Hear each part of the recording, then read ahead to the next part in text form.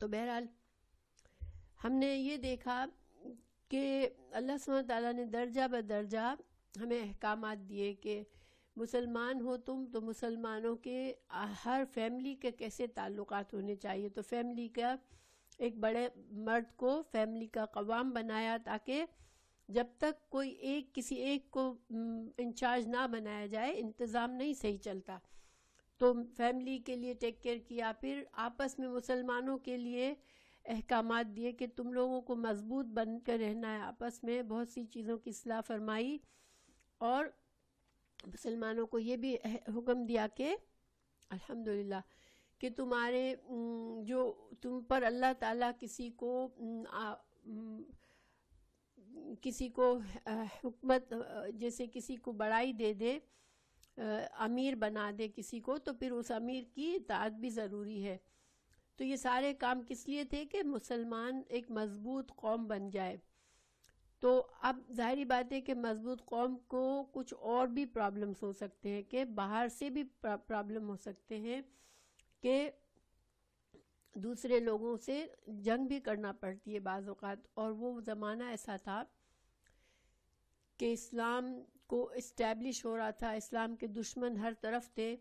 آپ کو پتہ ہے سب سے بڑے دشمن اس وقت کون تھا؟ مسلمانوں کا سب سے بڑا, جس کی وجہ سے مسلمانوں کو مکہ بھی چھوڑنا پڑا, اور اس کے بعد بھی وہ چین سے نہیں بیٹھ رہے تھے. اور وہ کون لوگ تھے؟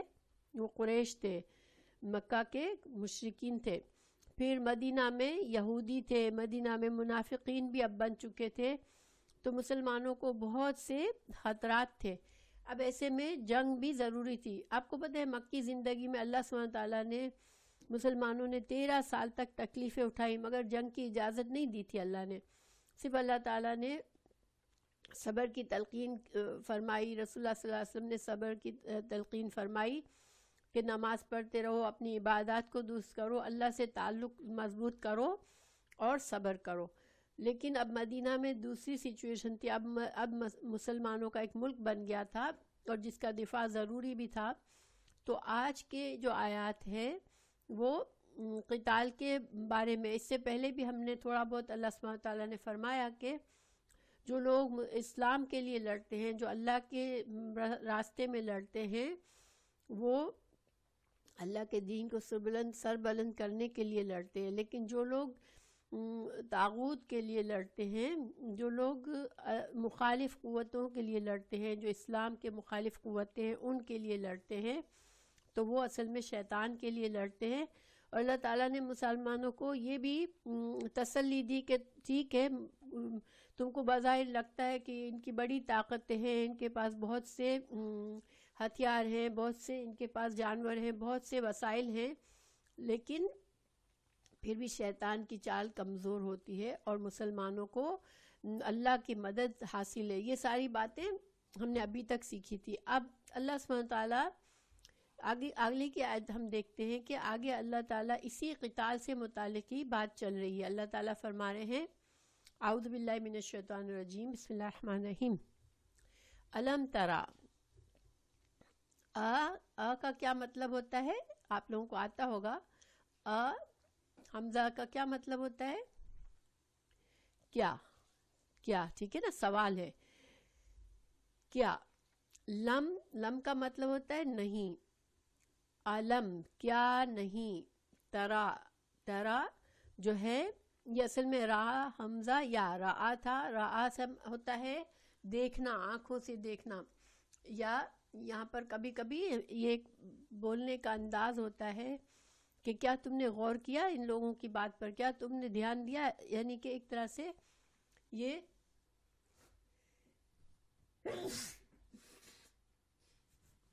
الحمدللہ توجہ دلانے والی وہ انداز ہوتا ہے یہ. تو علم ترا کیا تم نے دیکھا, الذین الی طرف, الذین ان لوگوں کی, الذین ان لوگوں کی طرف دیکھا.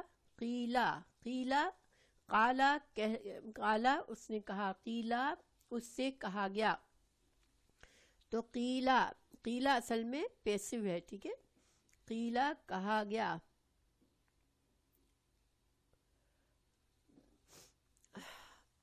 لہم لہم لا لیے ہم ان کے کفو کفو یہ کف سے ہے کف ہوتا ہے انسان کی ہتھیلی ٹھیک ہے کفو یہ امر کا صیغہ ہے حکم دیا جا رہا تھا کفو روک لو انسان کوئی چیز ہمارے سامنے کوئی تکلیف آ رہی ہوتی ہے کوئی جیسے کوئی خطرہ دیکھتے ہیں تو ہم کیا کرتے ہیں انسان ہاتھ سے روکنے کی کوشش کرتا ہے نا اپنی ہتھیلی آگے کر دیتا ہے تو کفو روک یہ ایک طرح سے محاورے کی طرح استعمال ہو رہا ہے روک کے رکھو ٹھیک ہے روک کے رکھو ایدیکم ایدیا کیا ہے ایدیا ہاتھ ید کی جمع ہے ایدیا ایدیکم کم تمہارے اپنے ہاتھوں کو روک کے رکھو اللہ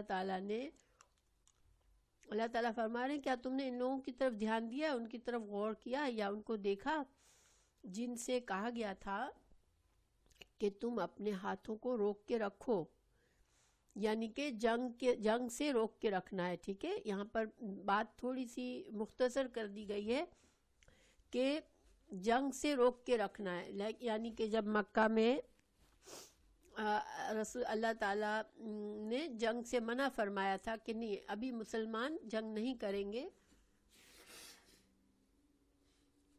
تو اللہ تعالیٰ فرمانے کہ کیا آپ نے غور کیا ان لوگوں کی طرف جن کو اللہ تعالیٰ نے پہلے کہا تھا کہ اپنے ہاتھوں کو روک کے رکھو جنگ سے اور کیا کرو اور اقیمو قائم کرو الصلاۃ نماز کو وآتوا الزکوٰۃ اور زکوٰۃ ادا کرو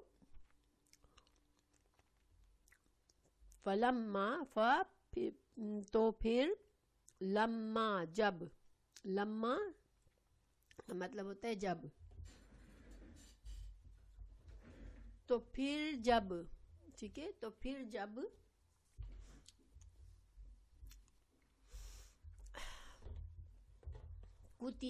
کتیبہ کا مطلب ہوتا ہے لکھا گیا یہ پیسیو ہے کتیبہ کتبہ اس نے لکھا کتیبہ لکھا گیا فرض اور یہ جب اللہ تعالیٰ قرآن میں کتیبہ لکھتے ہیں تو کیا مطلب ہوتا ہے کہ اللہ نے جب فرض کر دیا اللہ نے یہ حکم لکھ دیا یعنی کہ اللہ نے فرض کر دیا فلما پھر جب کتیبہ فرض کیا گیا علیہم کتنے الفاظ ہیں علیہم ایک تو اعلیٰ ہے اور دوسرا ہم علیہم القتال قتال کہتے ہیں جنگ کو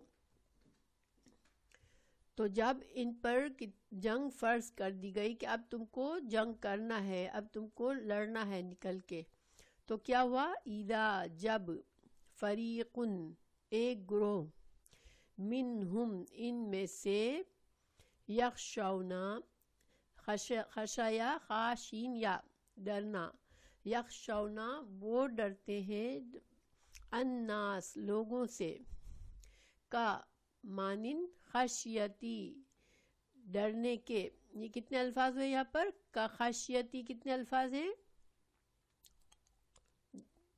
دو ہے کا مانن خشیتی ڈرنا تو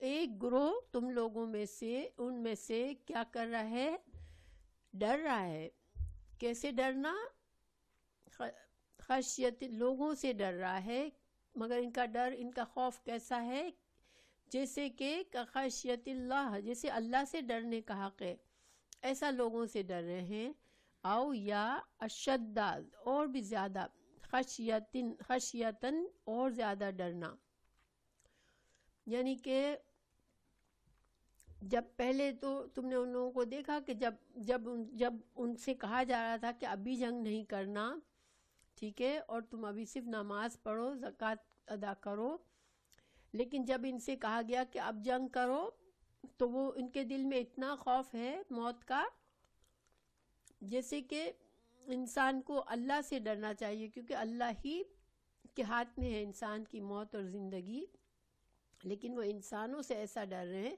کہ جیسے اللہ سے ڈرنا چاہیے یا پھر اس سے بھی زیادہ وقالو اور انہوں نے کہا زبیدہ تو جو مائک آف کری دے تو. اور انہوں نے کہا ربنا اے ہمارے رب، لیما کتنے الفاظ ہیں؟ 2. کس لیے؟ لیے، ماں تھا اصل میں. کیوں؟ یہ لیما ایسے یوز ہوتا ہے، ٹھیک ہے، مگر یہ 2 الفاظ ہیں. کیوں؟ کس لیے؟ کتبتا لکھ دیا تو نے، یعنی کہ فرض کر دیا تو نے، علینا علی اوپر، نہ ہمارے، القتال ہم پر، اللہ تو نے کیوں فرض کر دی یہ جنگ. پھر آگے کہتے ہیں لو، کیوں، کاش، یا کیوں، لا نہیں، کیوں نہیں، اخرتنا، اخر کہتے ہیں تاخیر، اردو میں ہم کہتے ہیں نا تاخیر کرنا، ٹھیک ہے، تو یہ تاخیر سے ہی مطلب ہے کہ کیوں نہ ہم کو تاخیر دی، کیوں نہ ہم کو مہلت دی.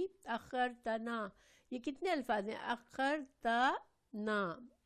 اخرتنا، اخر تاخیر کی، تا تو نے، نہ ہمارے لیے، یعنی تو نے ہمیں مہلت کیوں نہیں دی. الا طرف، اجل کہتے ہیں ایک مقرر وقت، جیسے ہم اردو میں بھی استعمال کرتے ہیں کہ اس کی اجل، یعنی کہ عام طور پر اجل موت کے معنی میں استعمال ہوتا ہے، اس لیے کہ اس کی مہلت اب ختم ہو گئی، اس کا وقت آ گیا.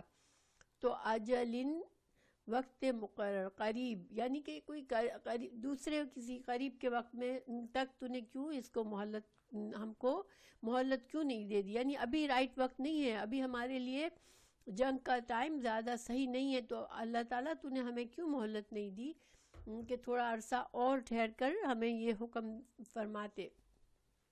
قل، کہہ دیجئے، اللہ سبحانہ تعالیٰ نے رسول اللہ صلی اللہ علیہ وسلم سے مخاطب ہیں،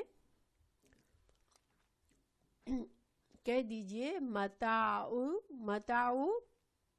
متاع کہتے ہیں سامان، دنیا کے زندگی گزارنے کا سامان، تو متاع الدنیا، دنیا کا فائدہ، قلیل، تھوڑا سا ہے، والآخرت، اور آخرت خیر، بہتر ہے، لیمن کتنے الفاظ ہیں؟ لیمن، واسطے اس کے جو، ہاں، لی مینس لیے، من جو، اتقا جس نے تقوی کیا، اتقا واو کا یا سے ہے، اتقا جس نے تقوی کیا، ولا اور نہ، تظلمون تم ظلم کیے جاؤ گے. یہ ایکٹیو ہے یا پیسیو؟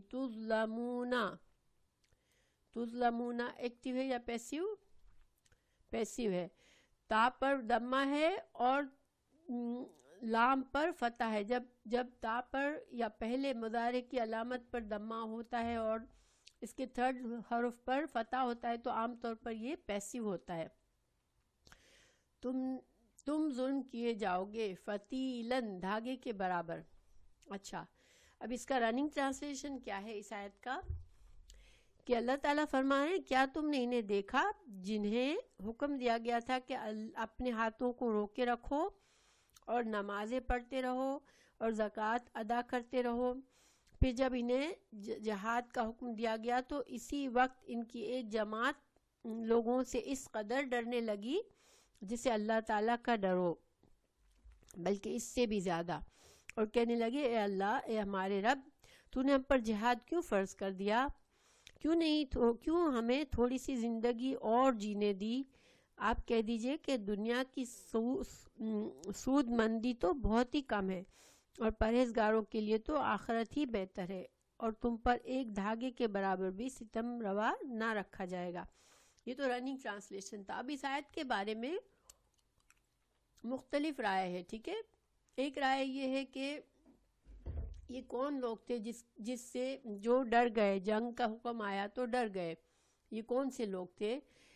تو اس کے بارے میں مختلف رائے ہے. ایک رائے یہ ہے کہ صحابہ کرام جب مکہ میں جب بہت زیادہ ظلم ہو گئے تھے اور مکہ والے بہت زیادہ ظلم کر رہے تھے، تو صحابہ کرام کی ایک جماعت نے برداشت نہیں کر پا رہی تھی اور انہوں نے آپ صلی اللہ علیہ وسلم کو سے کہہ رہے تھے کہ ہمیں جنگ کی اجازت دی جائے تاکہ ہم قریش سے لڑائی کریں، کیونکہ وہ ہمیں بہت زیادہ مسلمانوں کے ساتھ بہت زیادہ زیادتیاں کر رہے ہیں.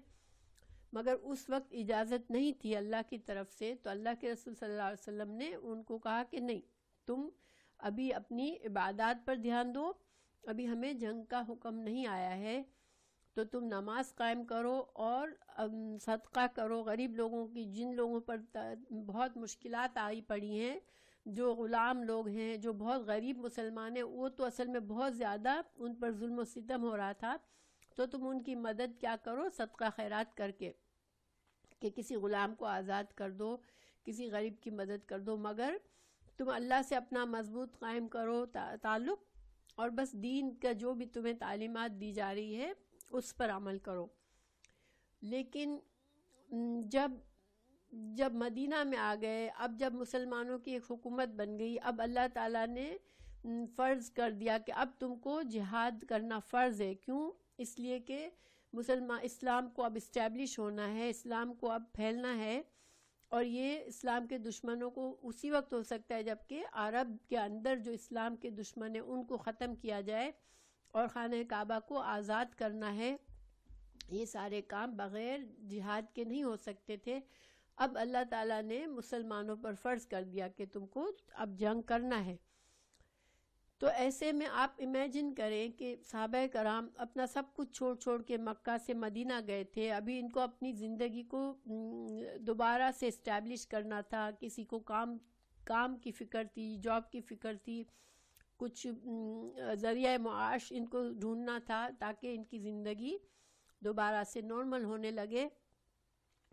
ابھی تو پہنچے ہی تھے مدینہ میں، 1 ہی سال ہوا تھا اور جنگ کا حکم آ گیا. تو کچھ صحابہ کرام جو پہلے تو مکہ کی زندگی میں بہت زیادہ جوش میں تھے کہ ہم کو اب لڑنا چاہیے کیونکہ یہ قریش ہم کو بہت تنگ کر رہے ہیں، اب وہ تھوڑا گھبرانے لگے کہ ابھی تو ہمیں بہت سے اسٹیبلشمنٹ کرنا ہے، ابھی ہم لوگ بالکل اپنے پیروں پر بھی نہیں کھڑے ہیں، ابھی ہم جنگ میں جائیں گے تو ہمارے لیے مشکل ہو جائے گی. تو ان کے دل میں تھوڑی کمزوری آئی اور انہوں نے سوچا کہ اللہ تعالیٰ نے تھوڑا سا اور ہمیں مہلت دی ہوتی. تو اللہ تعالیٰ نے ان کو ہمت دلائی کہ نہیں، زندگی جو دنیا کی زندگی ہے، دنیا کی آسائشیں وہ تو بہت ہی تھوڑی سی ہیں، چاہے کتنی بھی تم کو مہلت مل جائے، دنیا کی زندگی تو کچھ بھی نہیں ہے. اور تمہیں جو ہے تمہیں لوگوں سے ڈرنا نہیں ہے کہ لوگوں کے پاس بہت مال ہے، بہت زیادہ دشمن کے پاس بڑی قوت ہے، تو اب ہم جائیں گے تو مارے جائیں گے. تم کو ڈرنا نہیں ہے، بلکہ تم کو اللہ سے ڈرنا ہے اور تم کو جو ہے وہ اپنا دفاع کرنا ہے، جنگ کرنی ہے. تو یہ ایک تو یہ معنی کیا گیا، ٹھیک ہے، کہ صحابہ کرام میں سے کچھ لوگ ایسے تھے جن کو یہ جنگ کا حکم اچھا نہیں لگا. اور یہ انسانی فطرت ہے. دیکھیں انسان بہت ہی عبادت گزار ہو، بہت اچھا ہو، بہت ایمان ہو، لیکن جنگ ایسی چیز ہے کہ انسان اس سے گھبراتا ہے. اور اس میں کوئی یہ نہیں ہے کہ لوگ صحابہ کرام نے ایسا کر دیا کہ وہ جنگ کے لیے تیار نہیں تھے. نہیں، صحابہ کرام بھی انسان تھے اور ان کو بھی پسند تھا کہ ایک سکون کی امن اور سکون ہر انسان کو پسند ہوتا ہے. بڑی مشکلوں سے مدینہ میں اب ان کو تھوڑا سکون ملا تھا. تو یہ ایک انسانی فطرت ہے کہ انسان گھبراتا ہے، چاہے اس کا ایمان ہو دل میں، لیکن انسان چاہتا ہے کہ ہمارا سکون نہ خراب ہو اور جنگی حالات نہ ہو. تو یہ تو ایک معنی ہو سکتا ہے، ٹھیک ہے. علماء کی ایک جماعت نے یہ رائے قائم کی، اور اس کی وجہ ایک حضرت عبداللہ بن عباس کی ایک حدیث بھی ہے کہ یہ مسلمانوں کی ایک جماعت تھی. لیکن دوسرے علماء نے کہا کہ یہ جو حدیث ہے وہ ضعیف حدیث ہے، وہ صحیح حدیث نہیں ہے، اور یہ مسلمان نہیں تھے. مسلمانوں کو یہ نہیں کہا گیا تھا بلکہ منافقین کو کہا گیا تھا. تو لیکن اگر صحابہ کرام کو بھی کہا گیا تو ہمارے لیے کیا سبق ہے اس میں؟ کہ دیکھیں بعض اوقات ہم جوش میں آ کر بڑی بڑی باتیں کر جاتے ہیں کہ فلاں نے تو ایسا نہیں کیا، اگر ہم ہوں تو ہم تو ایسا کر لیں، ہم ایسا کر لیں. یا ابھی حالات ہمارے برے حالات کسی کے ہوتے ہیں، ہم دیکھ کر صرف باتیں بنا رہے ہوتے ہیں، تو ہمیں اصولاً ایسا نہیں کرنا چاہیے. بڑے بڑے دعوے جو لوگ کرتے ہیں وہ عام طور پر عمل نہیں کر سکتے، تو انسان کو سوچنا چاہیے، بڑے دعوے نہیں کرنا چاہیے، اور انسان کو آزمائش نہیں مانگنی چاہیے. ٹھیک ہے، آزمائش میں انسان کو پتہ نہیں ہوتا کہ وہ کمزور پڑ جائے گا. ہمیشہ انسان کو فتنوں سے بچنے کی دعا کرنی چاہیے. تو اب دوسری رائے یہ ہے کہ یہ مدینہ کے منافق تھے، کیونکہ وہ اسلام میں آئے یہ سوچ کر کے اسلام میں ہمیں جب بدر کی بہت بڑی کامیابی ہوئی اور مال غنیمت ملا اور بہت عزت ملی، شہرت ملی، تو بہت سے لوگ جو تھے وہ اسلام میں آئے یہ سوچ کر کے ہم کو اسلام میں فائدے ہوں گے. ایک سیکنڈ ٹھہرے. ہلو، وہ میں کلاس میں ہوں ابھی، میں آپ سے بات کروں بعد میں؟ اوکے انشاءاللہ. اوکے. تو منافقین، چونکہ دیکھیں منافق کون ہوتا ہے؟ جس کے دل میں صحیح اخلاص نہیں ہوتا، نہ اس کو اتنا اللہ پر بھروسہ ہوتا ہے، وہ صرف فائدہ دیکھ کے آئے تھے کہ شاید مسلمان اسلام کا دعویٰ کرنے میں فائدہ ہے. تو جب جنگ فرض کی گئی تو ظاہری بات ہے اب وہ مسلمانوں میں شامل اگر ہوتے ہیں، نمازیں پڑھتے ہیں، تو پھر جنگ ان پر بھی فرض ہے. تو وہ گھبرا گئے کہ یہ کہاں سے مصیبت آ گئی کہ ہم جنگ تو نہیں کرنا چاہ رہے تھے، ہم پر جنگ کیوں مسلط کی جا رہی ہے. تو وہ، اور یہ ظاہر ہے کہ سینس بھی بنتا ہے کہ منافق جس کا ایمان ہی مضبوط نہیں ہے وہ کیوں اپنی جان کی قربانی دینے کے لیے وہ کیوں جائے گا کہ میں اسلام کی بہتری کے لیے اپنی جان قربان کروں. تو یہ بہت سے علماء نے اس رائے کو پسند کیا ہے کہ یہ اصل میں منافقین تھے جن کے بارے میں یہ بات ہوئی ہے. اب دوسری بات، اللہ سبحانہ تعالیٰ نے یہ فرمائی اس آیت میں کہ دنیا کا سامان بہت تھوڑا ہے، اور جو آخر میں جو آخرت ہے وہ اس کے فائدے بہت بڑے ہیں. تو یہ چیز ہمارے لیے بھی ہے کہ دنیا میں بعض اوقات ہم دنیا کے فائدوں ہی پر نظر رکھتے ہیں، دنیا ہی کی بہتری چاہ رہے ہوتے ہیں اور آخرت کا نقصان کر بیٹھتے ہیں بہت دفعہ.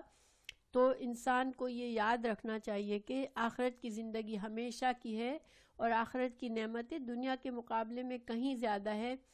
تو ہمیں کبھی بھی اس دنیا کے فائدے میں کے لیے ایسا کوئی کام نہیں کرنا چاہیے جو ہماری آخرت کی خرابی کے لیے ہو.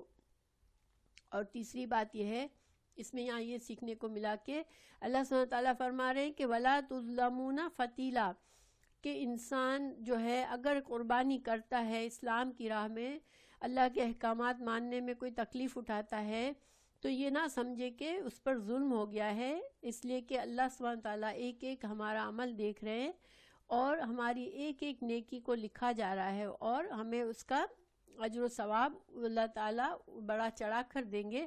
کوئی کسی پر ظلم نہیں ہو رہا کہ دنیا میں بیچارے اتنی مشکل سے گزارے تھے کہ بعض لوگوں کو دنیا میں بہت کم نعمتیں ملتی ہیں.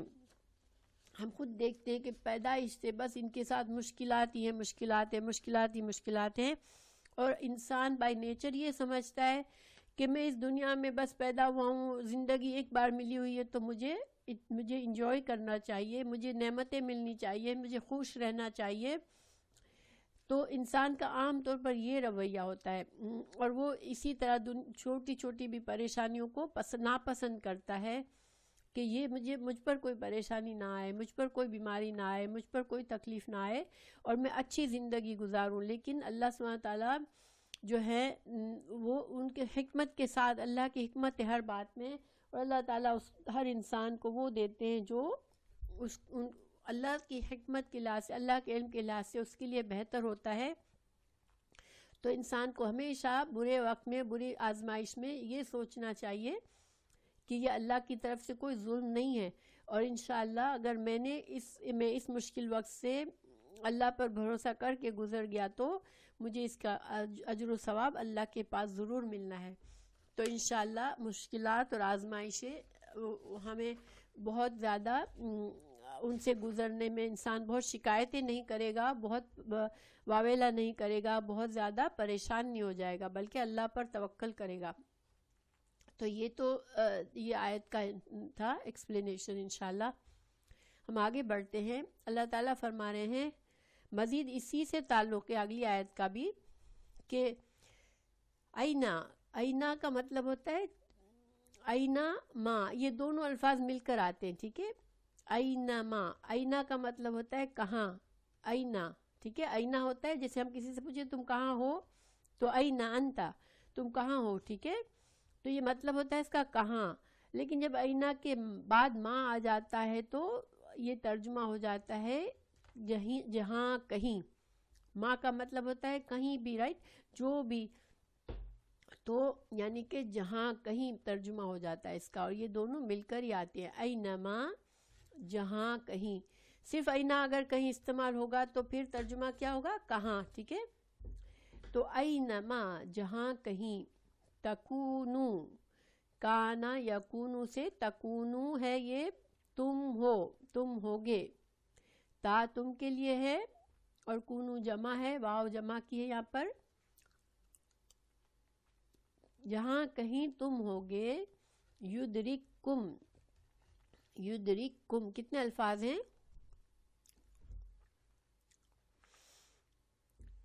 پا لے گئی، یدرک، پا لے گا تم کو، ایک منٹ، اوکے، پا لے گی تم کو، یدرک، پا لے گی تم کو، الموت، موت، ولو، اگرچہ تم، یہ واو اور کے معنی میں نہیں ہے، یہ ایکچولی حال بتا رہی ہے۔ بعض اوقات واو جو ہوتی ہے وہ حال بتا رہا ہوتا ہے، تو لیکن یہاں پر آسانی کے لیے اور اگرچہ لکھا ہوا ہے، ولو، لو کا مطلب ہوتا ہے اگر، تو اگر تم، یعنی تم اس حال میں بھی ہو، کن تم ہو تم، فی میں، بروجن، بروج کہتے ہیں قلعہ، قلعوں میں، برج، برج اس کی، برج اس کی واحد ہے، بروجن، قلعوں میں، مشیدتن، مشیدتن، پختہ، مضبوط، بہت مضبوط قلعے میں بھی اگر انسان چھپ جائے کہ مجھے آ کر موت نہ پکڑ لے کہیں، تو وہ موت سے نہیں چھپ سکتا۔ تو اللہ تعالیٰ فرما رہے ہیں کہ تم موت کے ڈر سے اگر ڈرتے ہو، جہاد سے، قتال سے، تو موت تو تم کو، تم کہیں چھپے ہوئے ہوں گے، کسی قلعوں کے اندر چھپ جاؤ گے تم، کہ کوئی تمہیں نہ تمہارے پاس آ سکے، تم کو نہ مار سکے، مگر موت تو وہاں بھی آ جائے گی تمہارے لیے، اگر تمہاری مہلت ہو گئی ہے پوری تو موت تو آ جائے گی۔ وَإِنْ، اور اگر، تُصِبْهُمْ، صوب سے ہے، مصیبت بھی اسی سے ہوتی ہے، تُصِبْهُمْ، پہنچتی ہے ان کو۔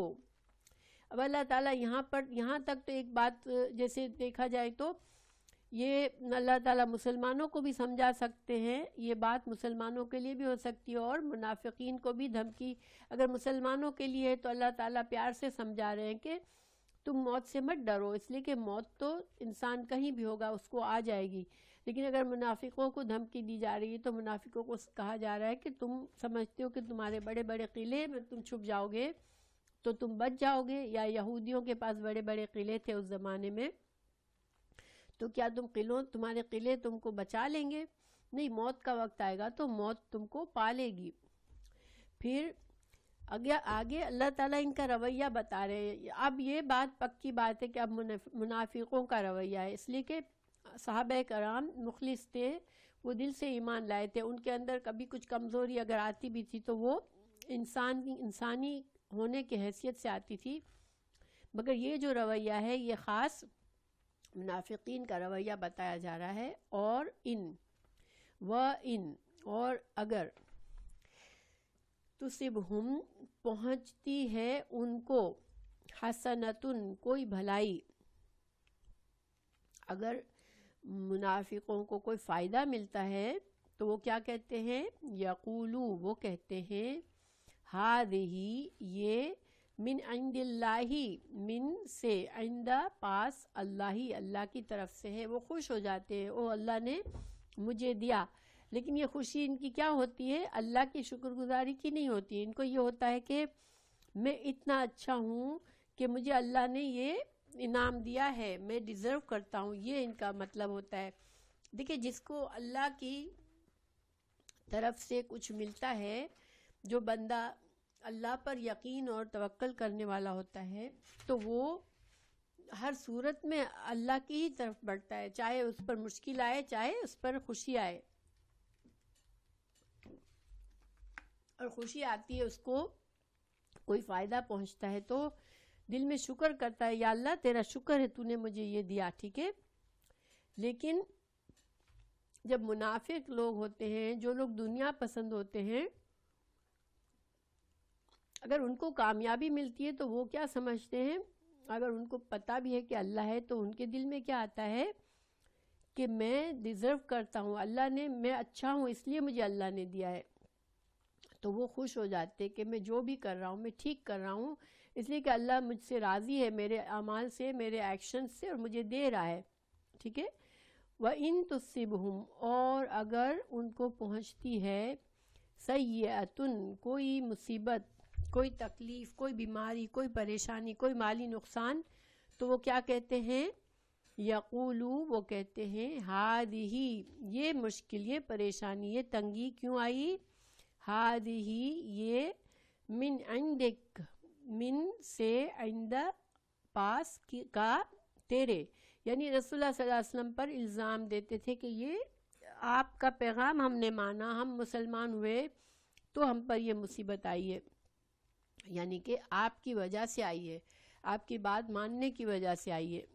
تو یہ ان کا رویہ تھا, اور یہ کوئی ایسا رویہ نہیں ہے جو ہم نہیں سمجھ پاتے. دیکھیں بہت سے لوگ ایسے ہوتے ہیں کہ وہ یہ سمجھتے ہیں کہ اگر ہم مسلمان ہیں تو بھی ہم کو سب سے بیسٹ ہر چیز ملنی چاہیے, اور ذرا سا اگر کسی اچھا کام کی طرف ان کو بلائیں اور اس کام میں ان کو مشکل آتی ہے تو فوراً اس سے ہٹ جاتے ہیں کہ بھائی یہ اس کام میں تو بڑی مشکل آتی ہے ہم پر, ہمیں یہ کام نہیں چاہیے. تو یہ رویہ جو ہوتا ہے وہ ٹھیک نہیں ہوتا.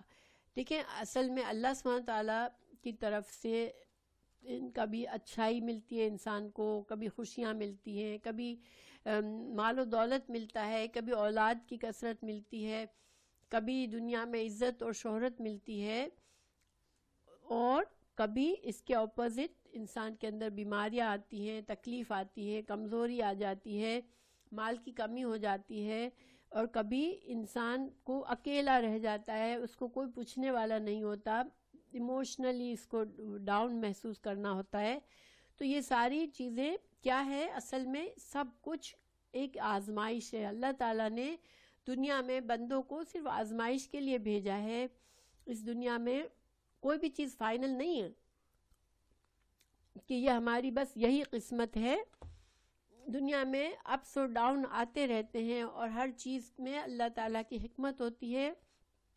اللہ اپنے بندوں کو مختلف چیزوں سے آزماتا ہے, اور اس آزمائش میں بندے کا کیا رویہ ہے وہ اصل میں دیکھا جا رہا ہے. اسی سے بندے کی پہچان ہوگی, اور اسی سے بندے کی آخرت میں اس کے ساتھ معاملہ کیا جائے گا. تو لیکن یہ فوراً سے بدشگونی کرتے تھے, اور آج ہم لوگوں میں بھی ایسے بہت سے لوگ ہیں کہ کوئی بھی ذرا سا اچھے کام کے لیے اٹھیں گے بھی تو سب سے پہلے اسی کام کو چھوڑ دیں گے. ذرا سا بھی ان کو تکلیف محسوس ہوگی تو اس کام کو سائڈ پہ کر دیں گے کہ نہیں ہمیں اس کی وجہ سے کمپلیکیشنز آ رہی ہیں. حضرت موسیٰ علیہ السلام کی قرآن میں ہمیں بتایا گیا کہ ان کی قوم بھی اور فرعون کا بھی یہی معاملہ تھا کہ جب بہت اچھے حالات ہو جاتے تھے, غلہ خوب پیدا ہونے لگتا تھا, مال اولاد کی فراوانی ہوتی, تو وہ خوش ہو جاتے تھے کہ یہ سب کچھ ہمیں اللہ مل رہا ہے اس لیے کہ ہم اچھے ہیں, ہم سے اللہ راضی ہے, ہم اس کے مستحق ہیں. لیکن جہاں ان کو کمی ہو جاتی, قحط سالی ہو جاتی, مال دولت میں کمی ہوتی, تو فوراً سے نحوست سمجھتے کہ حضرت موسیٰ علیہ السلام کی وجہ سے یہ ساری پریشانیاں آ رہی ہیں. تو یہ انسان, یہ تو بڑے لیول پر تھا, لیکن آج ہمارے رویوں کو بھی دیکھنے کی ضرورت ہے کہ ہم ہم کیا کرتے ہیں, ہم نیکی کے کام کو کتنے جلدی سائیڈ میں کر دیتے ہیں. ذرا سا کچھ غلط ہوتا ہے, ذرا سی مشکل تکلیف آتی ہے تو ہم بھول جاتے ہیں کہ کتنی بڑی نعمت اللہ نے ہمیں دی ہے, یہ نیک کام کرنے کا موقع دیا ہے, لیکن ہم اس کو سائیڈ میں چھوڑ دیتے ہیں. آپ کو پتہ ہے کہ ذرا سا سیاسی طور پر کچھ حالات لگتا ہے کہ خراب ہو رہے ہیں تو بہت سے لوگ اپنے گھر میں عورتوں کو خود ہی کہتے ہیں کہ بھئی تم اب یہ حجاب چھوڑ دو, یہ اس سے ہمیں مشکل آ رہی ہے, اور یہ بہت سے لوگ چھوڑ بھی دیتے ہیں. لیکن دیکھیں اللہ تعالیٰ کسی کے دل میں ڈال دے کہ وہ اللہ کے صحیح طریقے پر دین کو فالو کرے اور دین کے احکامات کو مانے, تو یہ بہت بڑی نعمت ہوتی ہے. اور تھوڑی سی مشکل, تھوڑی سی پریشانی آئی تو انسان کو اپنے راستے سے نہیں ہٹ جانا چاہیے.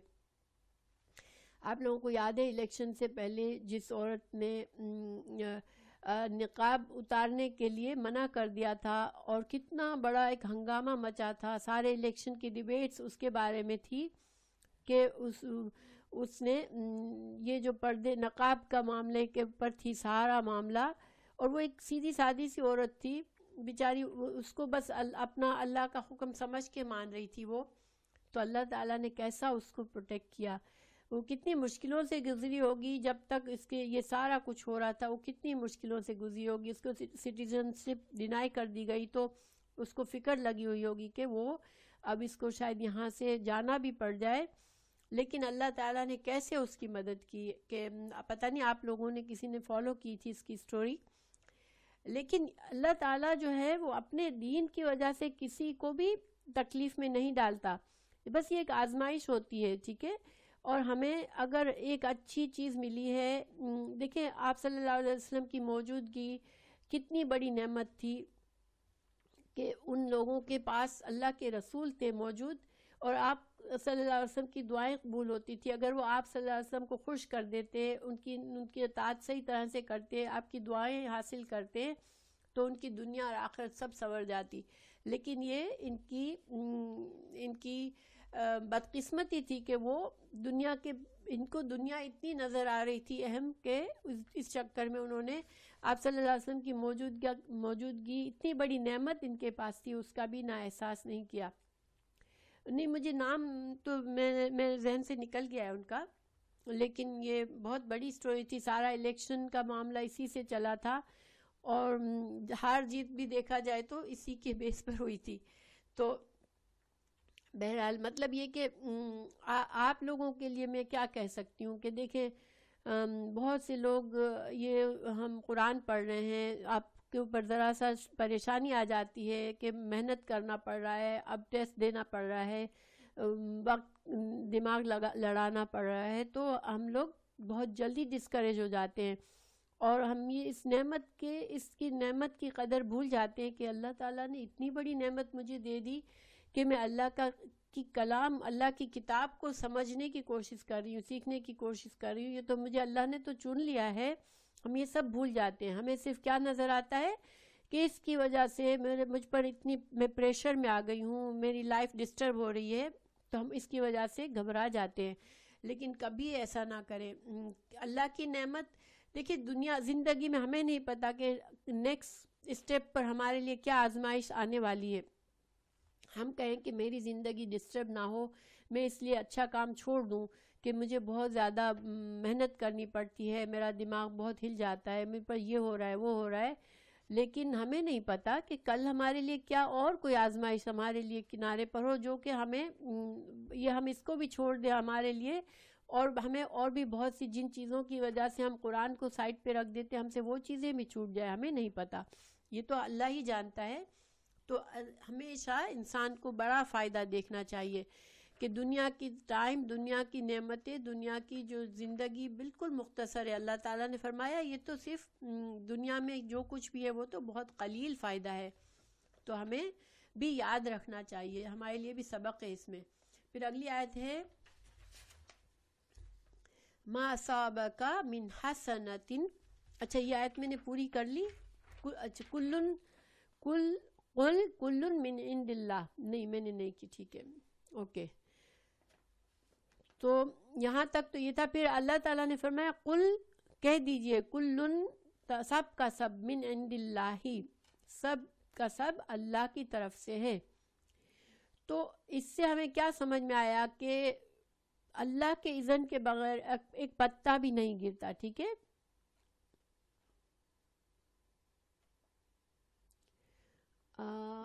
وائس نہیں آ رہی ناہید کو. ناہید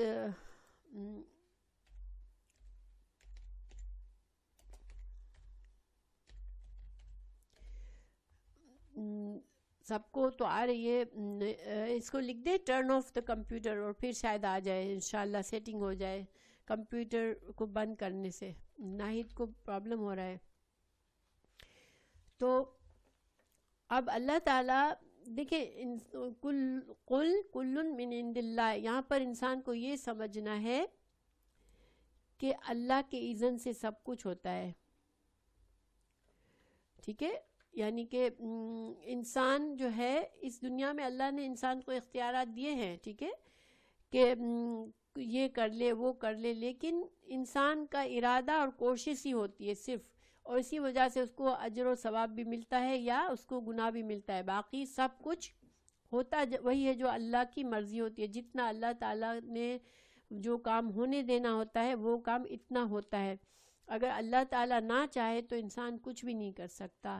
تو یہاں پر جو ہم پر اچھی چیزیں آ رہی ہیں، اچھی نعمتیں آ رہی ہیں، یا کوئی آزمائش آ رہی ہے، تو اس سب میں اللہ کا اذن ہوتا ہے. اور اگر انسان جب یہ سمجھ لے کہ ہاں اللہ کے اذن سے ہی ہو رہا ہے، تو انسان پھر اللہ پر توکل کرے گا اور بھروسہ کرے گا کہ ٹھیک ہے یہ میری آزمائش ہے، چاہے اچھی طرح سے یا بری طرح سے. دیکھیے سورہ فجر میں انسان کا رویہ اللہ تعالیٰ نے بتایا آیت نمبر 15 اور 16 میں. اعوذ باللہ من الشیطان الرجیم. فَأَمَّا الْإِنسَانُ إِذَا مَا ابْتَلَاهُ رَبُّهُ فَأَكْرَمَهُ فَنَعَمَهُ فَيَقُولُ رَبِّي أَكْرَمَنِ وَأَمَّا إِذَا مَا ابْتَلَاهُ فَقَدَرَ عَلَيْهِ رِزْقَهُ فَيَقُولُ رَبِّي أَهَانَنِ. تو اللہ تعالیٰ بتا رہے ہیں کہ انسان جو ہے، جب میں اس کو نعمتیں دیتا ہوں، بہت زیادہ دنیا کی نعمتیں دے دیتا ہوں، تو مجھ سے خوش ہو جاتا ہے اور کہتا ہے کہ اللہ نے مجھے عزت دی ہے. یعنی کہ میں اچھا ہوں، میں عزت دار ہوں اللہ کی نظر میں. ٹھیک ہے، یہ اس طرح سے سمجھتا ہے کہ میں عزت دار ہوں اللہ کے نظر میں، اس لیے اللہ مجھے دے رہا ہے، میں اچھا ہوں، میری عزت ہے، میرا مقام ہے اللہ کے سامنے. لیکن جب مشکل آتی ہے، تنگی آتی ہے، تو وہ شکایتیں کرتا ہے کہ اللہ نے مجھے رسوا کر دیا. اللہ نے پھر وہ اللہ کو بلیم کرتا ہے کہ اللہ نے میری قسمت ایسی خراب بنا دی. یہ نہیں دیکھتا کہ میں نے کیا کیا ہے، کیا میں ڈیزرو کر رہا ہوں اچھا یا نہیں. تو یہ انسان کی نیچر ہے. اور مگر اللہ تعالیٰ کے ہر کام میں اپنی حکمت ہوتی ہے. پھر اللہ تعالیٰ فرما رہے ہیں فما علی پس ماں کیا لیے، تو ان کو کیا ہے، ہا اولائی ان لوگوں کو، القوم اس قوم کو کیا پرابلم ہے. اللہ تعالیٰ یہ ایک فریز ہے، اس طرح سے ایک ایکسپریشن ہے کہ ان کو کیا مسئلہ ہے، کہ کوئی بات کیوں نہیں سمجھ رہے. فما لہا اولائی القوم، اس قوم کو کیا ہے، لا نہیں، یکادونا قریب ہے، یفقہونا کہ سمجھیں، حدیثاً بات کو. یہ بات کی گہرائی کو کیوں نہیں سمجھتے کہ یہ جو کچھ بھی انسان کی زندگی میں ہو رہا ہے وہ اللہ کی اجازت ہے. اللہ نے اسے وقتی اختیار دیا ہے کہ وہ ہم فیصلہ کریں کہ ہم اچھا چوز کریں یا برا کام چوز کریں، ہم اچھا رویہ کریں یا نہ کریں، ہم اللہ کے فرما بردار بن جائیں یا نہ بنے. لیکن ہماری جو بھی نعمتیں ہیں دنیا میں یا جو بھی مشکلیں ہیں وہ ایک آزمائش ہے بس ہمارے لیے. تو ان کو کیوں بات سمجھ میں نہیں آ رہی ہے. تو یہ ایک طرح سے ایکسپریشن ہے کہ ان کو کیا پرابلم ہے، کیوں ان کو یہ بات واضح سمجھ نہیں آ رہی ہے. پھر آگے ہے ما اصابکا، جو اصابکا پہنچتی ہے. اب اللہ تعالیٰ خود سمجھا رہے ہیں اس بات کی حکمت. ٹھیک ہے، پہلے اللہ تعالیٰ نے فرمایا کہ ان کو بات کیوں سمجھ نہیں آ رہی. پھر اللہ تعالیٰ فرما رہے ہیں کہ جو بھی پہنچتی ہے اصابہ کا تجھ کو، من حسنتن کوئی بھلائی، فمن اللہ، تو اللہ کی طرف سے ہے، وما اصابک من سیئۃ، اور جو پہنچتی ہے تجھ کو کوئی برائی، فمن نفسک، تیرے نفس کی وجہ سے۔ اللہ تعالیٰ نے اب کھول کر بات بتا دی کہ اصل مسئلہ کیا ہے۔ دیکھیں اللہ سبحانہ تعالیٰ نے یہ دنیا بڑے بڑے پیار سے بنائی ہے۔ اللہ تعالیٰ نے کئی بار قرآن میں کہا کہ کتبہ علی نفسہ رحمہ، اللہ نے اپنے نفس پر رحمت کو طاری کر دیا ہے۔ اللہ تعالیٰ نے بڑی پیار سے، بڑی رحمت سے اس دنیا کو بنایا۔ پھر اللہ تعالیٰ نے انسان کو اختیار دیا کہ انسان اس دنیا میں، اللہ تعالیٰ نے اس کو بتایا کہ اچھا راستہ کون سا ہے، برا راستہ کون سا ہے۔ پھر اللہ تعالیٰ نے انسان کو چوائس دی کہ اچھا تم چاہو تو اچھے راستے کو چوز کر لو، چاہے برے راستے کو چوز کر لو۔ تو لیکن جب تم دونوں صورتوں میں کانسیکوینسز ہے، تمہیں نتیجہ بھگتنا پڑے گا۔ تمہیں اچھا کرو گے تو تمہیں اچھائی ملے گی، برا کرو گے تو تمہیں برائی ملے گی۔ تو انسان دیکھیں، جب انسان دنیا میں چاہے بہت امیر ہے، ٹھیک ہے، بہت کچھ ملا ہے، اس کو بڑی نعمتیں ملی ہوئی ہے، تو وہ بھی اللہ کی طرف سے ہے، لیکن وہ بھی آزمائش ہے۔ لیکن جب جو انسان ایمان رکھتا ہے، اللہ پر بھروسہ کرتا ہے، اللہ پر توکل کرنے والا ہوتا ہے، تو وہ پھولتا نہیں ہے ان نعمتوں سے۔ وہ یہ نہیں سمجھتا کہ میں ڈیزرو کرتا ہوں، میں بڑی چیز ہوں، میرے اندر بڑی صلاحیتیں ہیں تو میں نے یہ مقام حاصل کر لیا، بلکہ وہ اللہ کا شکر کرتا ہے۔ لیکن جب انسان کے پاس کچھ نہیں بھی ہوتا، لیکن وہ اللہ پر توکل کرنے والا ہوتا ہے، تو اس کے دل میں سکون اور اطمینان ہوتا ہے کہ یہ ٹھیک ہے، اللہ کی طرف سے آزمائش ہے مجھ پر، اگر میں صبر کروں گا تو اللہ تعالیٰ میری یہ مشکل آسان کر دیں گے اور مجھے اجر و ثواب دیں گے میرے صبر کرنے کا، ٹھیک ہے۔ تو اللہ تعالیٰ کسی کے اوپر شر نہیں کرتے، یعنی جب مشکل آتی ہے تو یہ نہیں ہوتا دنیا میں مشکل آئی تو یہ اللہ نے عذاب ڈال دیا۔ اللہ تعالیٰ جو ہے، اللہ تعالیٰ نے سب کی مہلت مقرر کی ہے، اور اللہ تعالیٰ کی رحمت ہے کہ اللہ تعالیٰ لوگوں کو فوراً سزا بھی نہیں دیتے۔ لیکن ہوتا یہ ہے کہ جب انسان کوئی برا غلط کام کرتا ہے تو اس کے کانسیکوینسز اس دنیا میں بھی ہوتے ہیں اور آخرت میں بھی۔ تو دنیا میں انسان کی برائی، کسی نہ کسی برائی کا نتیجہ کسی نہ کسی ذریعے سے اس کو پڑتا ہے، اس کے اوپر اثر آتا ہے۔ تو ویسے بھی اللہ سبحانہ تعالیٰ کی ذات، ہم یہ اللہ کی طرف سے دیکھیں، شر کو ہم اللہ کی طرف نہیں کر سکتے، ٹھیک ہے، حالانکہ اللہ کے اذن سے سب ہوتا ہے، لیکن یہ اللہ کی عظمت ہے، اللہ کی ذات جو ہے اتنی بلند ہے کہ ہم شر کی نسبت اللہ کی طرف کرنا یہ تعظیم کے خلاف ہے، کیونکہ اللہ کی طرف سے بندوں کو خیر ہی پہنچتی ہے۔ لیکن ہوتا یہ ہے کہ انسان کو چونکہ اللہ نے آزادی دی ہے، تو کسی نہ کسی طرح سے انسان اس آزادی کا غلط فائدہ اٹھا کے کچھ غلط کام کرتا ہے، اس کے نتائج ہوتے ہیں جس سے وہ خود بھی متاثر ہوتا ہے اور دوسروں پر بھی اثر آتا ہے۔ تو اللہ تعالیٰ یہ واضح کر رہے ہیں یہاں پر کہ جب کوئی بعض اوقات جو کسی کے اوپر کوئی برائی آ جاتی ہے تو وہ انسانوں کے اعمال کی وجہ سے دنیا میں اس کا نتیجہ ہوتا ہے، آخرت میں تو ہونا ہی ہے، لیکن برائیوں کا نتیجہ انسان کو دنیا میں بھی برا نظر آتا ہے۔ اور اسی وجہ سے دیکھیں، جب کبھی اچانک سے ہمارے حالات خراب ہوں، اللہ نہ کرے کوئی مشکل آ جائے، تو ایک مومن ہوتا ہے وہ ہمیشہ فوراً استغفار کرتا ہے اللہ سے، چاہے اس کو اپنے گناہ یاد ہو چاہے نہ ہو، لیکن وہ استغفار کی کثرت کرتا ہے، توبہ کرتا ہے، اللہ سے مدد مانگتا ہے اور اللہ کی طرف پلٹتا ہے۔ لیکن جس انسان کے دل میں یہ احساس ہی نہیں ہوتا کہ میرے اعمال مجھے تنگ کر رہے ہیں، وہ ہمیشہ اللہ پر الزام دیتا ہے کہ اللہ نے میری زندگی خراب کر دی، اللہ نے میری نصیب خراب ہی کر دیا، تو وہ اللہ پر الزام دیتا ہے کہ میرا نصیب اس نے خراب بنایا ہے۔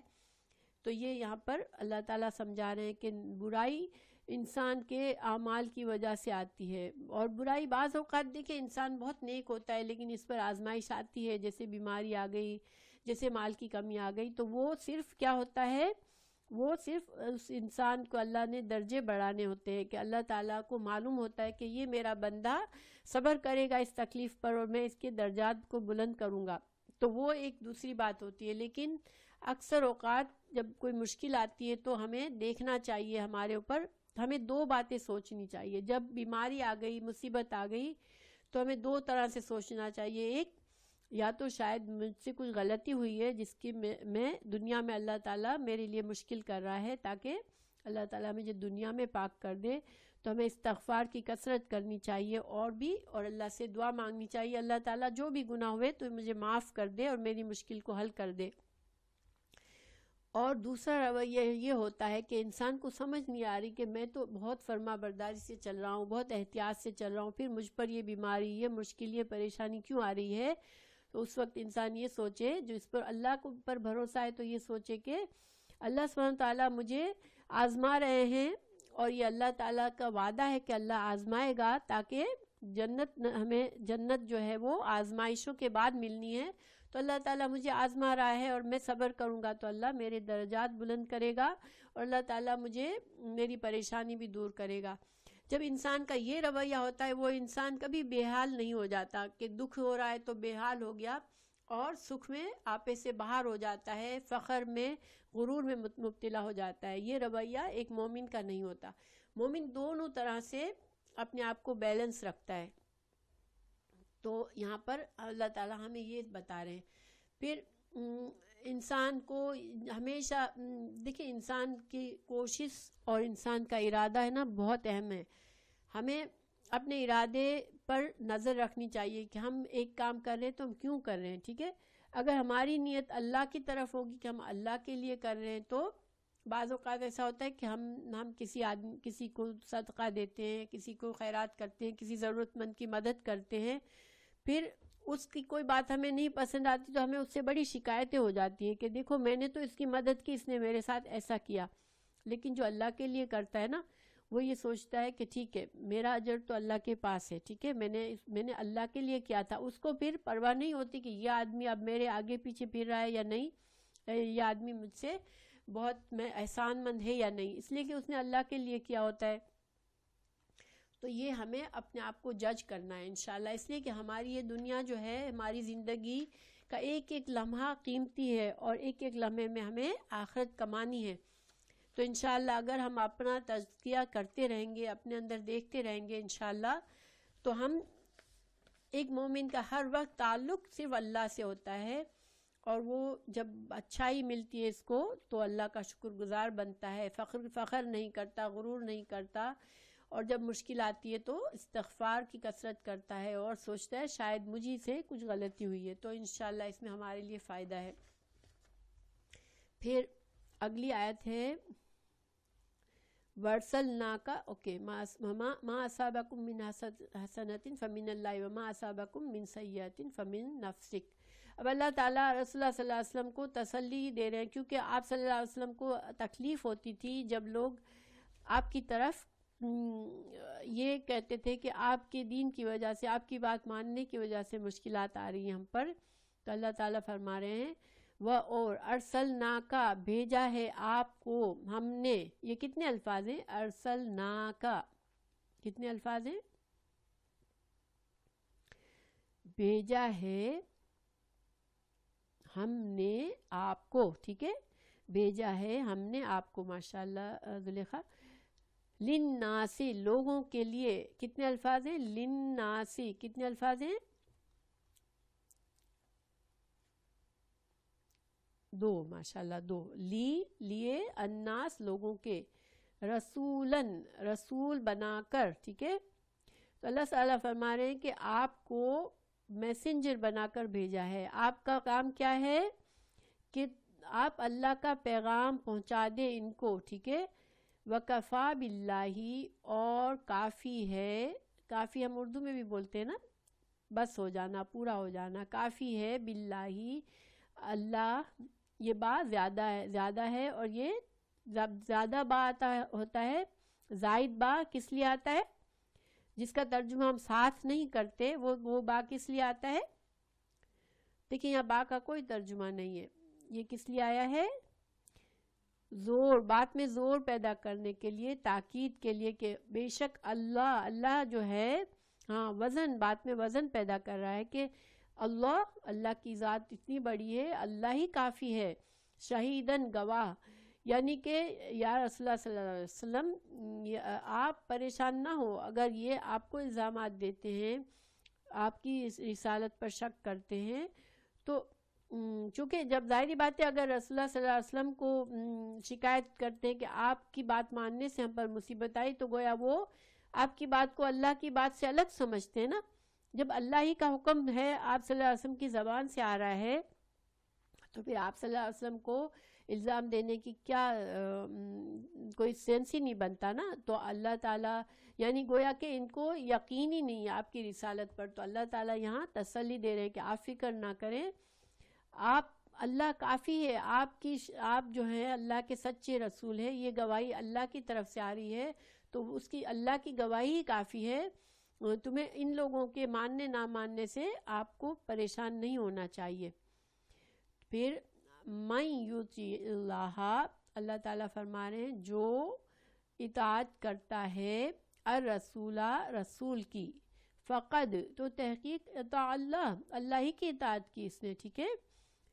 تو ومن تولا، اور جو منہ موڑتا ہے، فما، تو نہیں، ارسلنا کا، بھیجا ہم نے آپ کو، ارسلنا کا کتنے الفاظ ہیں، ارسلنا کا، بھیجا ہم نے آپ کو، 3 ماشاءاللہ، علیہم، ان پر، حفیظا، نگران.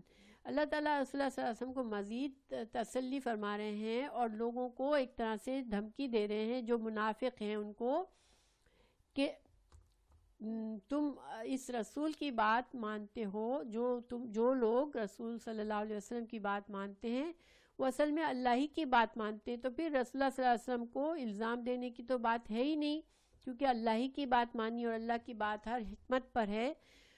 تو یہاں پر دوسری بات ہمیں کیا پتہ چلی کہ ہمیں جس طرح قرآن پر یقین کرنا ہے اور عمل کرنا ہے، اس طرح ہمیں حدیث رسول صلی اللہ علیہ وسلم پر عمل کرنا ہے، کیونکہ آپ صلی اللہ علیہ وسلم کی بات کوئی اللہ کی بات سے الگ نہیں ہے، ٹھیک ہے. بعض لوگ یہ کہتے ہیں بھئی یہ حکم تو حدیث کا ہے، مجھے آپ وہ بتائیں جو قرآن میں ہو، ٹھیک ہے. باقاعدہ ابھی بھی کہتے ہیں بہت سے لوگ کھلم کھلا کہ بس یہ تو حدیث میں ہے نا، آپ قرآن کی بات کریں.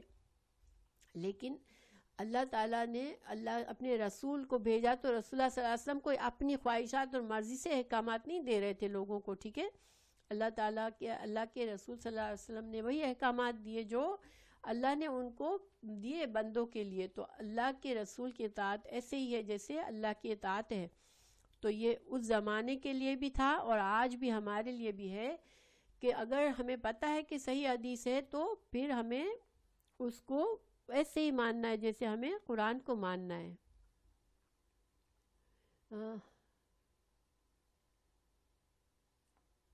ہاں تو ہمیں ویسے ہی ماننا ہے، حدیث کا حکم بھی ویسے جیسے اللہ کا حکم ماننا ہے. ومن تولا، اور جو منہ موڑے، فما، تو نہیں، ارسلنا کا، آپ کو ہم نے بھیجا، علیہم، ان پر، حفیظہ. تو آپ صلی اللہ علیہ وسلم آپ پریشان نہ ہو، آپ کو کوئی نگران بنا کر نہیں بھیجا ہے کہ ان کو اسلام لانا ہی لانا ہے، ان سب کو مسلمان ہونا ہی ہونا ہے. اللہ جانتا ہے کس کو ہدایت ملنی ہے کس کو نہیں ملنی ہے. آپ کا کام کیا ہے کہ آپ پہنچا دیں. اور دیکھیں یہ رویہ ہمارے لیے بھی فائدہ مند ہے. بعض اوقات ہم لوگوں کو بتانے سے ڈرتے ہیں کہ ہمیں یہ ہوتا ہے کہ یہ مانیں گے نہیں تو ہم نہ بتائیں، ٹھیک ہے. مگر ہمیں بتانا چاہیے کیونکہ بتانا ہمارا فرض ہے. یہ آپ صلی اللہ علیہ وسلم کا مشن ختم نہیں ہو گیا آپ صلی اللہ علیہ وسلم کے جانے کے بعد. اب امت مسلمہ کو یہ مشن جاری رکھنا ہے. تو اگر ہمیں کہیں کسی کو اچھی بات بتانے کا موقع ملتا ہے تو ہم یہ نہ سوچیں کہ وہ عمل کرے گا ہی نہیں تو کیا فائدہ بتانے کا. نہیں، وہ عمل کرے گا یا نہیں کرے گا یہ ہمیں اس کی ذمہ داری نہیں ہے، لیکن ہم نے بتایا یا نہیں بتایا یہ ہم سے سوال ہو سکتا ہے. بعض اوقات ہم ایسی سچویشن میں آ جاتے ہیں کہ ہمیں دین کا احکام کو بتانا پڑتا ہے. کہیں ہم لوگ بات کر رہے ہیں اور بہت غلط بات ہو رہی ہے اور ہمیں معلوم ہوتا ہے کہ یہ بہت غلط بات ہو رہی ہے، لیکن ہم لحاظ میں، اپنی مروت میں، اپنا خیال رکھنے میں ہم چپ ہو جاتے ہیں اور ہم سوچتے ہیں اب ان لوگوں کو کیا بتائیں، یہ لوگ تو ماننے والے نہیں ہیں. لیکن ہمیں حکمت سے، اچھے طریقے سے بات بتا دیں تو انشاءاللہ ہم نے اپنی ذمہ داری پوری کی، اس لیے کہ امت مسلمہ کیا ہے؟ امت مسلمہ امت وسط ہے، اور امت وسط کا ایک مشن ہے کہ دنیا بھر میں اللہ کی بات کو آپ صلی اللہ علیہ وسلم کے مشن کو پہنچانا ہے۔ تو ہمیشہ انسان کو یاد رکھنی چاہیے، اور آپ صلی اللہ علیہ وسلم کے لیے یہاں پر تسلی ہے کہ آپ حد سے زیادہ فکر نہ کریں، جو لوگ نہیں مانتے تو ان کے لیے آپ بہت زیادہ اپنا دل نہ خراب کریں۔ پھر وَيَقُولُونَ، اب جو ہے منافقوں کی بات ہو رہی ہے کہ منافق کیا کرتے تھے، ٹھیک ہے؟ منافق جو ہے وہ کیا کرتے تھے؟ یقولون، وہ کہتے ہیں طاعتن، اطاعت کریں گے۔ طاعتن جو ہے دیکھیں اسے بیچ میں سے جیسے ہے اطاعت کرنا، ٹھیک ہے؟ طاعتن اطاعت کرنا، تو یہاں پر تھوڑا سا بات چھپی ہوئی ہے، یعنی کہ آدھی بات، ایک جملہ پورا نہیں ہے، یہاں پر محذوف ہے، اور اس میں تھا کہ یہاں پر ایک بات کا آدھا حصہ جیسے ہٹا ہوا ہے۔ یقولون، وہ کہتے ہیں کہ ہم اطاعت کرتے ہیں، ہم مانتے ہیں۔ یہاں پر صرف کتنا کہہ دیا گیا کہ وَيَقُولُونَ طاعتن، اطاعت کرنا ہے، ٹھیک ہے؟ تو یہ جب اس طرح سے بات کی جاتی ہے کہ آدھی بات کو نہیں کہا گیا لفظوں میں، یہاں پر ایک مقصد ہوتا ہے کہ بات کو جیسے ایک طرح سے بات میں زور ہے کہ یہ لوگ آپ صلی اللہ علیہ وسلم کی محفل میں ان کا رویہ ایسا ہوتا ہے کہ آپ کی ہر بات میں ہاں بجا ارشاد، صحیح فرمایا، ہم مانتے ہیں، سمعنا وطاعنا، جیسے بڑا جوش و خروش دکھاتے ہیں اور اطاعت کا اظہار کرتے ہیں۔ آپ نے دیکھا ہوگا کہ بعض لوگ اندر سے کھوکھلے ہوتے ہیں، وہ بہت زیادہ بولتے ہیں، بعض اوقات بڑی بڑی باتیں کرتے ہیں، لیکن جب آپ ان کو قریب سے دیکھیں تو ان کی باتیں، جتنی بڑی باتیں ان کی ہوتی ہیں، وہ اتنا عمل بھی نہیں ہوتا، اور بعض اوقات بعض لوگ خاموشی سے بات سنتے ہیں لیکن وہ عمل کرتے ہیں۔ تو منافقوں کا یہ رویہ یہاں پر ظاہر ہوتا ہے کہ بڑا جوش و خروش سے آپ کی محفل میں وہ اطاعت کا ڈھنڈورا پیٹتے تھے کہ ہاں آپ کی بات ہم مانتے ہیں، ہم فرما بردار ہیں، لیکن پس اذا، جب برزو ظاہر ہونا یا باہر نکلنا، تو جب یہ آپ کی محفل سے باہر نکلتے ہیں، من سے عندکا، آپ کے پاس سے، جب آپ کے پاس سے باہر نکل جاتے ہیں، آپ کی محفل سے نکل جاتے ہیں، تو کیا کرتے ہیں؟ بیتا، رات گزارتا ہے۔ بیت جو ہے عربی میں رات کے وقت کوئی کام کرنے کو کہتے ہیں، ٹھیک ہے؟ لیکن پھر اس کو آہستہ آہستہ، جیسے ایک کام کو چھپ کر مشورہ کرنا، دیکھیں انسان رات کو کیوں مشورے کرتا ہے، کیوں محفل جماتا ہے، رات کو کیوں ایک جگہ پر جمع ہوتا ہے؟ کہ اس کو کوئی مشورہ کرنا ہے، کوئی دوسروں کے خلاف بات کرنی ہے، چھپ کر کوئی پلاننگ کرنی ہے، تو اس کو بیتا کہتے ہیں۔ لیکن پھر اس کو جنرل معنی میں بھی لیا کہ وہ جو ہے جب بھی آپ کی محفل سے ہٹتے ہیں تو پھر یہ آپس میں چھپ چھپ کے باتیں کرتے ہیں، مشورے کرتے ہیں، آپ کے خلاف پلاننگ کرتے ہیں۔ تو یہ آپ کی محفل سے نکلنے کے بعد ان کے یہ کام ہوتے ہیں۔ طائفتن، ایک گروہ یعنی سارے لوگ ظاہر نہیں تھے، ایک گروہ تھا جو ایک خاص قسم کے لوگ تھے، منہم، ان میں سے، غیر الذی، سوائے اس چیز کے جو تقول، تم کہتے ہو۔ اب دیکھیں اس آیت کا کیا مطلب ہوا کہ آپ کی محفل میں تو خوب زور و شور سے اطاعت کا دم بھرتے ہیں، لیکن جب باہر نکلتے ہیں تو پھر ان میں سے ایک گروہ کیا کرتا ہے کہ آپ کی محفل میں جو اطاعت کی بات کر رہا تھا اس کے اپوزٹ، یعنی کہ اسلام کے خلاف باتیں کرتا ہے، ٹھیک ہے؟ آپ کی محفل میں کیا کر رہا تھا؟ اسلام کی اطاعت کا دم بھرتا تھا اور ماننے کی باتیں کرتا تھا، لیکن غیر الذی تقول، تو یہاں پر غیر الذی یعنی جو اطاعت کا دم اس وقت بھرا تھا اس کے خلاف اب باتیں کر رہے ہیں۔ اور یہ تقول کا تعلق کے بارے میں دو رائے ہیں، ٹھیک ہے؟ علماء نے کیا کہا، یہ تقول کا تعلق طائفہ سے ہے، ٹھیک ہے؟ طائفہ جو ایک گروہ ہے، چونکہ طائفہ مؤنث ہے نا، طائفہ مذکر یا مؤنث، آپ لوگ مجھے بتائیں۔ طائفہ یہ مؤنث ہے، ٹھیک ہے، تو مؤنث کے لیے مضارع میں تا آتی ہے، تقول، تو یہ طائفہ کہتا ہے، ٹھیک ہے۔ ایک ترجمہ یہ ہوگا کہ تقول کا تعلق طائفہ سے، کہ یہ گروہ کہتا ہے، من غیر الذی، تو وہ جو بات انہوں نے مجلس میں کہی ہوتی ہے، اطاعت کا دم بھرا ہوتا ہے، اس کے خلاف، یعنی کہ خلاف ورزی کرتے ہیں، نافرمانی کی پلاننگ کرتے ہیں، ٹھیک ہے۔ دوسرے گروہ نے کہا کہ تقول کا تعلق آپ صلی اللہ علیہ وسلم کی ذات سے ہے، کہ آپ صلی اللہ علیہ وسلم نے جو بات کی تھی محفل میں، تو اس کے بالکل خلاف، یعنی کہ آپ نے اسلام کی تعلیمات دی تو اسلام کی تعلیمات کے خلاف یہ پلاننگ کرتے ہیں، ٹھیک ہے۔ تو بہرحال دونوں میں بھی میننگ تو سیم ہی ہے کہ یہ لوگ ڈبل فیس تھے، کہ ان کا رویہ کچھ سامنے کچھ اور پیچھے کچھ تھا۔ پھر اللہ تعالیٰ فرما رہے ہیں واللہ، اور اللہ تعالیٰ یکتبو لکھ رہا ہے، ما جو یبیتون، یہ جو راتوں کو چھپ چھپ کے جو مشورے کر رہے ہیں، باتیں کر رہے ہیں، پلاننگ کر رہے ہیں، تو اللہ تعالیٰ سب کچھ لکھ رہا ہے۔ ایک دھمکی ہے کہ وہ لوگوں سے چھپ کر رہے ہیں، تو یہ سمجھیں کہ اللہ تعالیٰ بھی نہیں دیکھ رہا، تو اللہ تو دیکھ رہا ہے، ٹھیک ہے، سب کچھ لکھا جا رہا ہے۔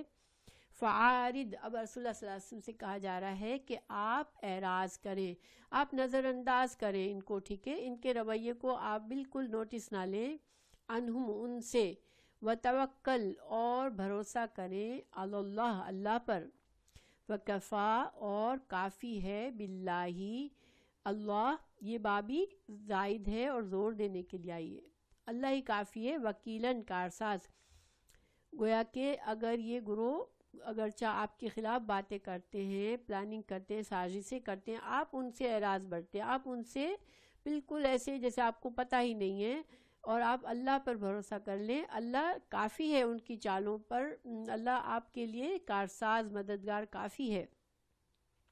آپ نے سنا ہوگا کہ رسول اللہ صلی اللہ علیہ وسلم نے کسی منافق کو سزا نہیں دی مدینہ میں، حالانکہ آپ صلی اللہ علیہ وسلم کو کچھ کافی منافقین کے بارے میں بتا دیا گیا تھا کہ یہ کون کون لوگ ہیں۔ ایون کہ عبداللہ بن ابی کی منافقت اتنی واضح تھی کہ حضرت عمر فاروق بہت دفعہ کہتے تھے کہ یا رسول اللہ آپ اس کو سزا کیوں نہیں دیتے، مگر آپ صلی اللہ علیہ وسلم کا کیا تھا کہ آپ نہیں چاہتے تھے کہ کوئی اس طرح سے کہے کہ آپ صلی اللہ علیہ وسلم مسلمانوں کو بھی سزائیں دیتے ہیں، مسلمانوں کے ساتھ بھی ظلم کرتے ہیں، کیونکہ لوگوں کو سب کو تو نہیں پتا تھا، تو باتیں تو پھر اسلام کے خلاف ہو جاتی نا، کہ یہ اسلام ایسا دین ہے کہ خود اپنے ساتھیوں کو بھی پنش کرتا ہے اور ان پر بھی الزامات لگاتا ہے۔ تو آپ صلی اللہ علیہ وسلم کو کہہ دیا گیا کہ آپ اعراض برتیں، آپ کچھ نہ کریں۔ انشاءاللہ سورہ توبہ میں آپ پڑھیں گے کہ اللہ تعالیٰ نے جیسے سزا دی، سزا رسول اللہ صلی اللہ علیہ وسلم نے 3 مخلص مسلمانوں کو سزا دی تھی کہ جنگ کا حکم آیا وہ نہیں گئے، ٹھیک ہے، اور وہ مخلص مسلمان تھے، بس سستی کر گئے، ٹھیک ہے، تو ان کو بڑی سخت سزا ملی تھی، لیکن کسی منافق کو سزا نہیں دی گئی تھی، حالانکہ بہت سے منافقین نے بھی یہی رویہ کیا تھا، جنگ میں نہیں گئے تھے، مگر ان کو سزا نہیں دی گئی۔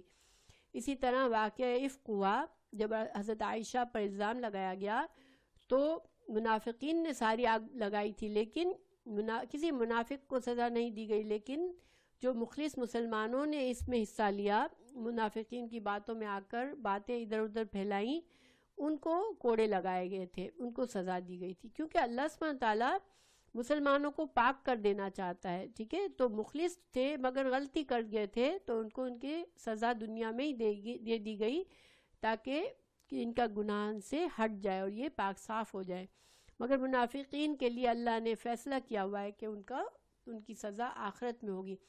دنیا میں ہم دیکھتے ہیں بعض لوگ اتنا زیادہ برائیاں کرتے ہیں، اتنا غلط کام کرتے ہیں، اتنا دنیا میں جیسے تکبر سے معاملہ کرتے ہیں، بڑی بڑی باتیں کرتے ہیں، لیکن ان کو کچھ نہیں ہوتا، ان کی مال بڑھتا رہتا ہے، ان کی شہرت بڑھتی رہتی ہے، لوگ ان کے پیچھے پاگل ہوتے ہیں۔ دیکھیں ابھی یہ امریکہ میں جو ہو رہا ہے، ایک آدمی کی دولت کے دیوانے ہیں لوگ کہ اس کے پاس سوائے دولت کے اور کوئی اچھے مینرز نہیں ہے، اچھی بات نہیں کرتا، اچھی سمجھ نہیں ہے، لیکن اس کے پیچھے جو دیوانے ہیں وہ کتنے دیوانے ہیں، کیوں کہ وہ اس کی باتیں لوگوں کو اٹریکٹ کرتی ہے کہ بھائی دیکھو اس کے پاس کتنا پاور ہے.